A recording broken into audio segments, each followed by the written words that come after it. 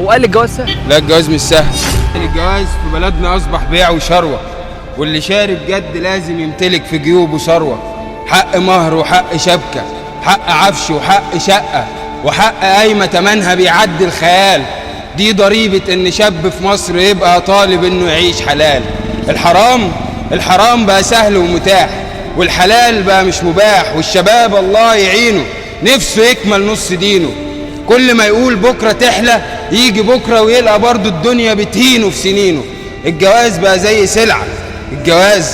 زي سلعة، لو معاك هتشوفها سهلة، ولو معاكش هتبقى ولعة. لو معاكش هتلقى نفسك طور في ساقية وشغل دايم، والنصيب هو ومزاجه، يا إما يديك اللي عايزه يا إما يبليك بالهزايم. خد نصيحة يا صاحبي يمكن تنفعك لو رحت تتقدم. لما تعمر جيوبك وتملى ايدك وتمتلك شقة ورصيدك في البنوك يحكي عنك، روح لابوها وقول يا عمي جيت وطالب قرب منك.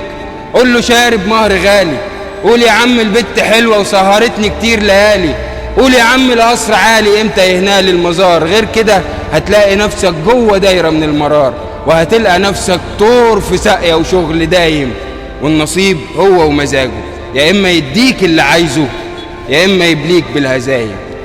مش سهل يا حاج، مش سهل والله، مش سهل، لا والله مش سهل خالص.